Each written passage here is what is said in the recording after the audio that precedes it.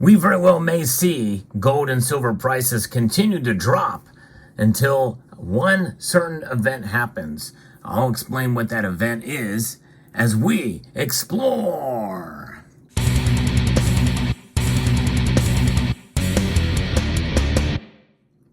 Gold and silver are down again today in my market report, as we are starting to see more and more of the data that are leaning more towards lower gold and silver prices, even with everything that's going on in the world today. It seems like it should be the opposite, but indeed that is not the case, which is why those of us who accumulate and hold precious metals need to be patient through these times, because likely we're going to see it continue to fall, or maybe even consolidate might be even a better word for it, because of the increases that we've been seeing for geopolitical reasons. Now, if you enjoy videos like this where I do talk about gold and silver and the news and what affects gold and silver prices, I hope you will consider subscribing to the channel and pressing that like button down below. It does help get the word out. I'm going to try to reach as many people as I can with these videos, because I like to take a balanced approach in terms of the markets and in terms of how gold and silver prices react. And this is one of those situations where we must face the facts that, as many people thought we might have been starting to see a bull run on gold and silver, that has not materialized. However, both gold and silver, especially gold, is trading at higher numbers than what some of us even expected over the past couple of years. Gold has done well, and it's really doing well even right now, even though its prices are falling a little bit here. In fact, where are the prices now? Well, I'm looking at the markets just moments before they close down.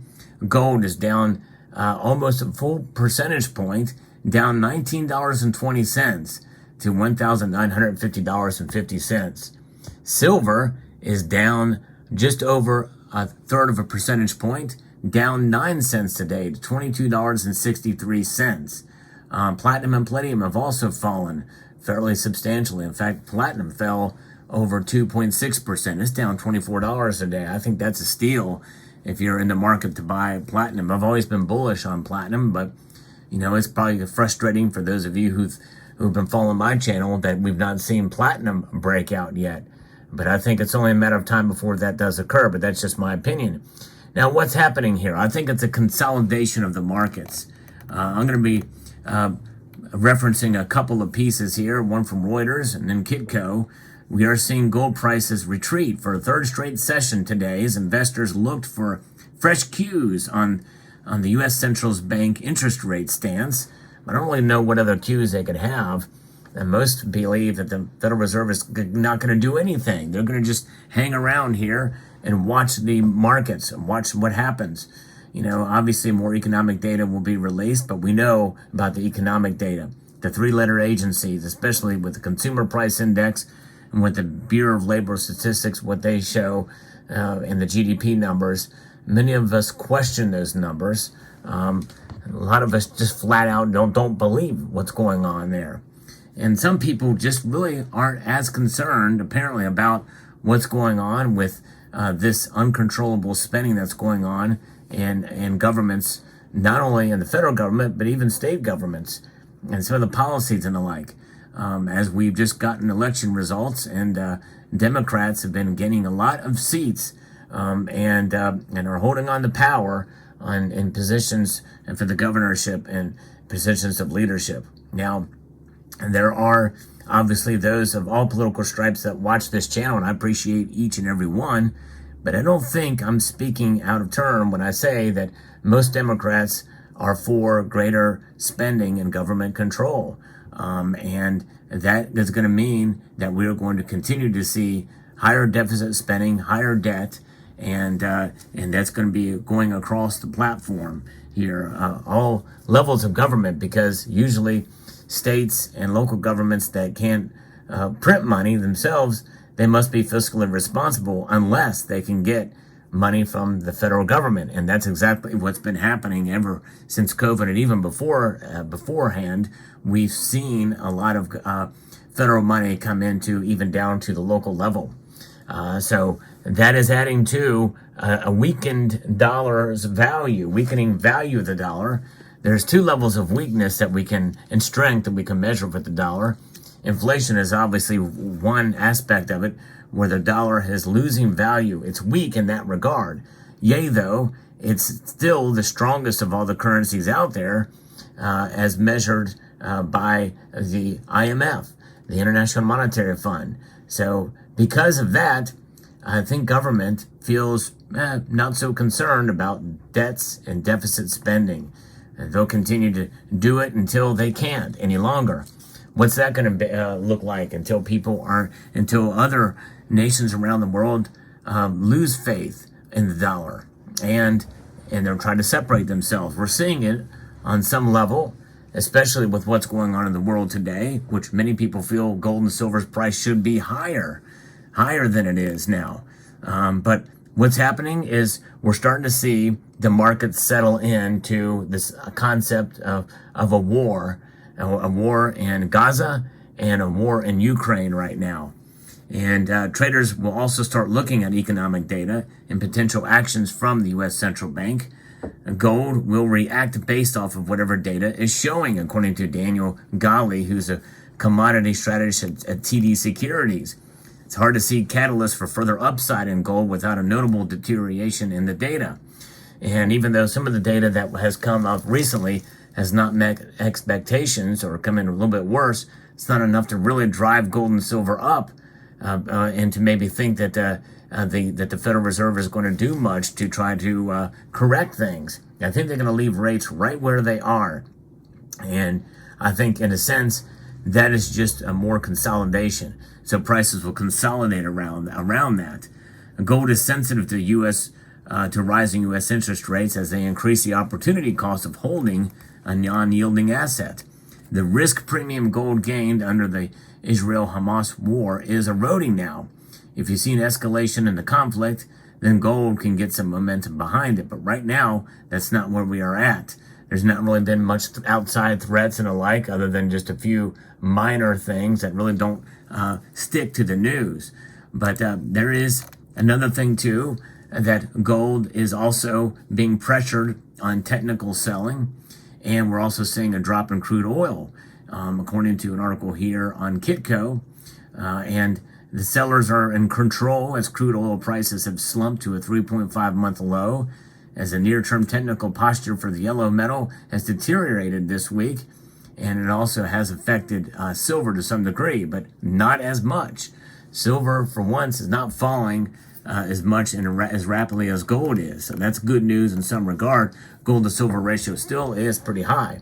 But what's it going to take for gold and silver to rise now?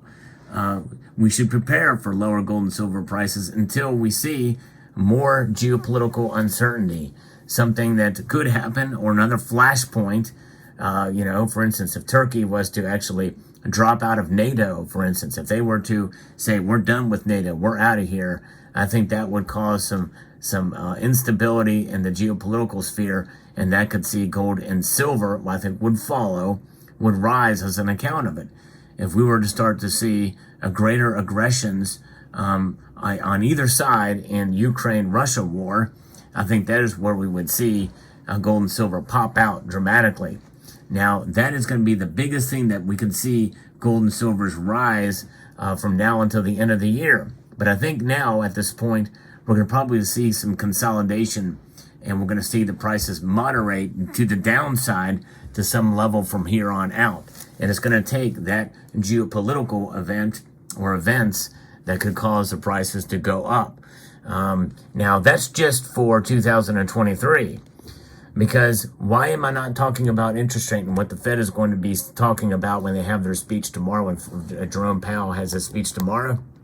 Well, because I think some of the data, like I said, that we're going to get from the Federal Reserve is not going to be enough to move the needle on whether or not they're going to raise or lower rates. We're pretty much now coming into the grips of where we are at with Fed rate hikes or not. They're at a pause. We're at an established pause now. And it would be a shocking surprise if they were to raise rates or lower rates at this point, based off of how many people predict what they're going to do based off the Fed watch tool. Most of the market is baking in now this, and the prices are moderating. But you know what? With all things considered, even as much as silver has dropped now comfortably below $23 an ounce, $22.63. It's not a bad price for silver, although I still think it's a little bit low. I've always felt that silver is undervalued, but that's based off of natural market forces that are weighing it and pushing and pulling it from different directions here. And there's really, in a sense, I think at this point, more working against silver than not because of the lack of industrial demand that has been anticipated by the Silver Institute has not materialized at this point. So I think likely that's what is pulling against silver right now. So with that being said, I'm actually kind of surprised to some extent that it's as high as it is now. But that's just in the medium term here.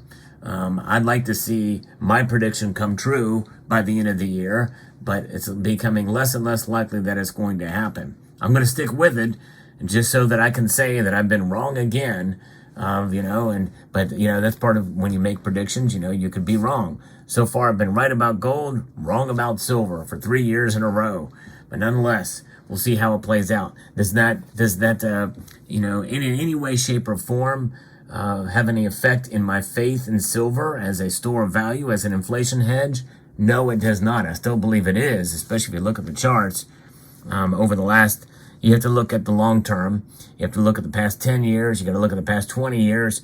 You can't just pick 2 dates, and even so, you can still pick any 2 dates within those periods and make silver look really good or make it look really bad, and to a lesser extent, gold as well. But I'm going to continue to hold on and press on. I want to encourage you to do the same. At the very least, if you're not buying, hold on to your silver. I would say, sooner or later, it's going to come back, and I think it's going to do well.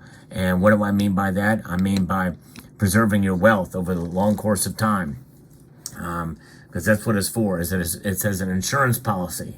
It's just got to find its footing, and I think that's where we are at with silver. So let me know what your thoughts are in the comment section down below. I hope you found this video informative, insightful, and educational. I would like to extend a multitude of gratitude to each and every one of you for watching, and to encourage you to please rate, share, comment, and subscribe.